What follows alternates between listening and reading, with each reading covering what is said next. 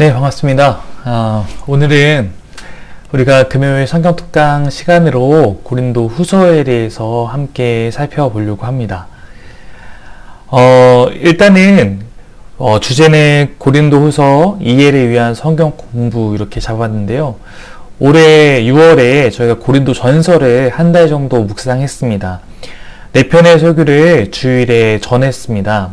마지막 4번째 설교가 월슬리 서번트라고 우리가 옥정동에서 첫 예배 때 드렸던 그 첫 예배 설교의 제목이기도 했습니다. 즉 6월 말까지가 이 고린도 전서에 대해서 살펴본 시간이었습니다. 3개월 정도가 지나서 이번에는 이제 고린도 후서에 대해서 함께 살펴보려고 합니다. 신약 성경을 오랜만에 또 보는데요. 신약 성경은 대체로 우리의 삶에 직관적입니다. 즉 읽으면 그것이 무엇을 우리에게 말하고 싶은지 바로 이해할 수 있는 부분이 많이 있습니다. 그러나 그렇기 때문에 어쩌면 더 구약과 다르게 우리가 배경을 살펴보거나 무언가 이것이 어떤 의미인지를 파악하고 이해하기보다 너무 직관적으로 그것을 있는 그대로 받아들이다 보니까 원래 그것이 의미하는 것과 오히려 왜곡하여서 받아들이거나 정확한 의미와 특별히 흐름을 잡지 못하고 문맥을 이해하지 못하고 그렇게 읽는 경우가 발생할 수 있습니다.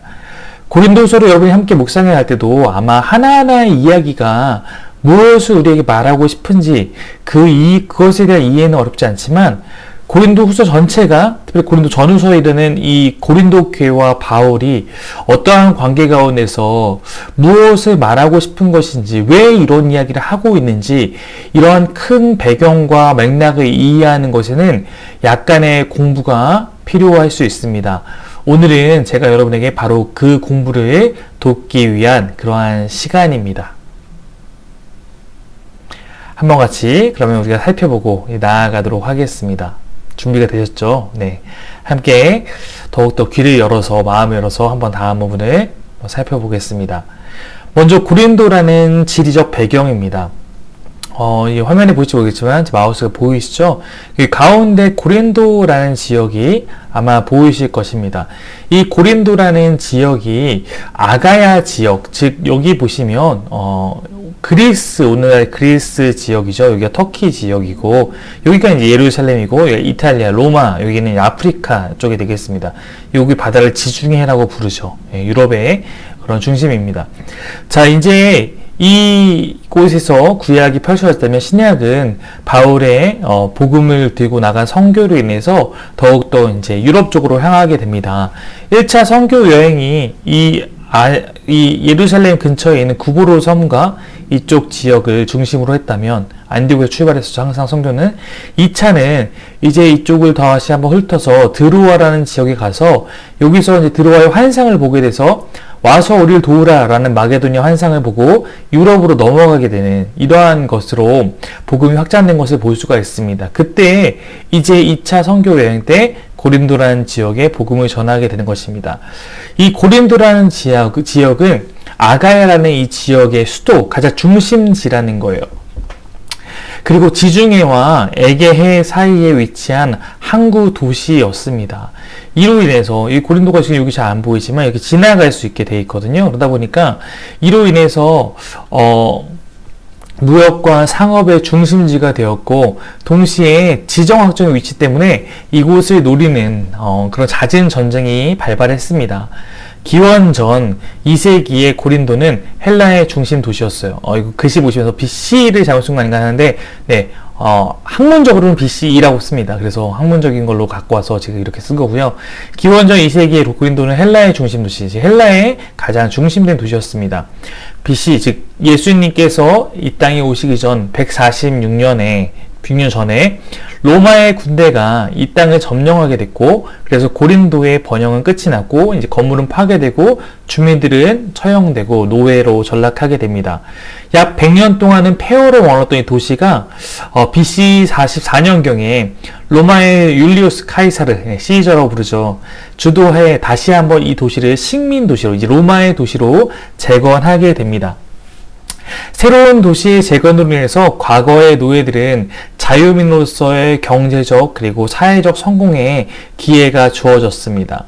기원 후에 19년과 41년에는 이제 로마의 황제의 칙령에 따라서 유대인들은 여기 보면 로마에서 떠나라 라는 추방명령이 내려지는데, 이로 인해서 많은 사람이 로마를 떠나서 가장 많이 간 곳은 고린도가 됩니다. 따라서 바울이 선교를 하던 시대에 고린도에는 원래 본토인 그리스인들이 있었고, 또 로마인들도 왔고, 이곳저곳 추방된 그런 동방민족들, 다양한 민족들이 이곳에 살고 있었습니다. 라틴어가 공식 언어였지만 거리나 장터, 그리고 가정에서는 지역의 언어인 헬라어가 그렇게 통용되고 있었습니다. 로마 지배 이전의 고린도에 대해서 헬라의 여러 문헌들은 그곳은 성적 문란의 중심지였다 표현합니다.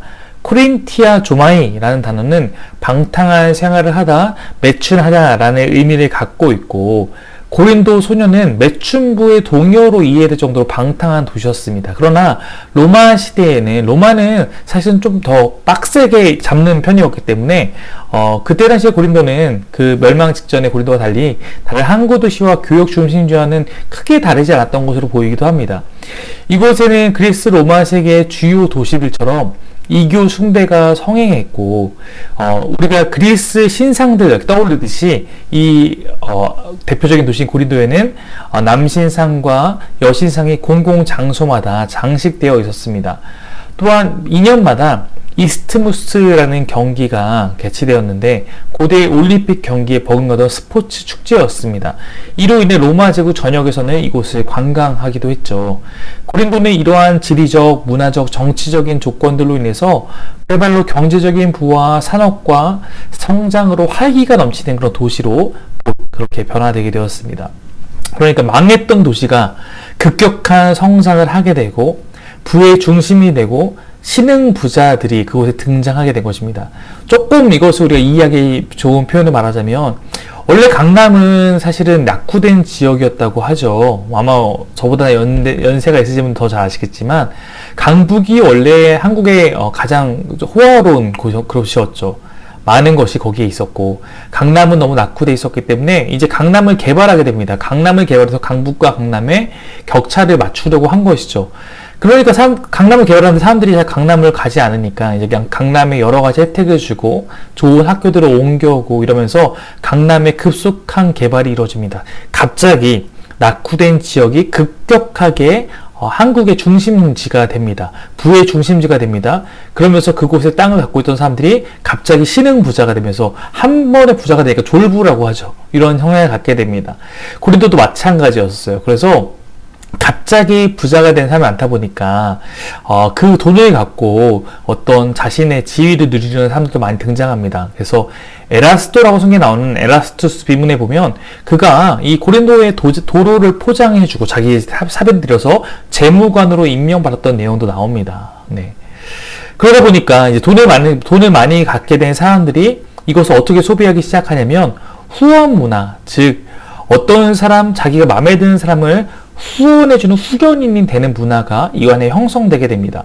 근데 마침 이 그리스라는 지역은 철학의 중심 지역이기도 했죠. 그러니까 많은 철학자들이 지식을 뽐내면 철학자들은 대신 또 가난하잖아요. 그러니까 돈이 많은 사람들이 내가 마음에 드는 철학자의 뒤를 봐주는 후견인이 되어서 내가 이 사람 키웠어 라는 이런 호혜 문화, 후원 문화가 자리 잡게 됩니다. 그러니까 철학자들 가운데 그런 거와 상관없이 자기 갖고 있는 가치를 전하는 것에 매진하면 좋겠지만 또 돈이 모인 곳에는 그렇지 않죠.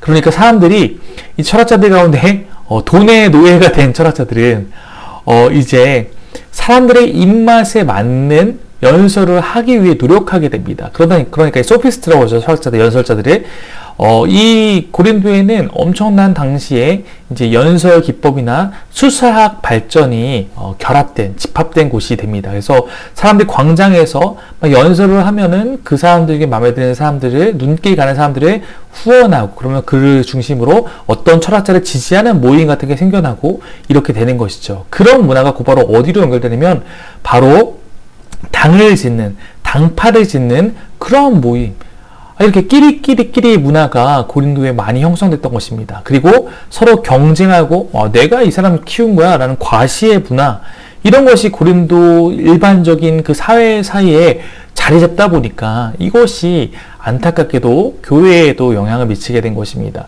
사실 이 이야기는 지금 이 시대의 문화들과 크게 다르지 않은 것 같아요. 우리도 경쟁과 과시의 문화, 줄세우기 문화 이런 것들이 굉장히 많이 있지 않습니까?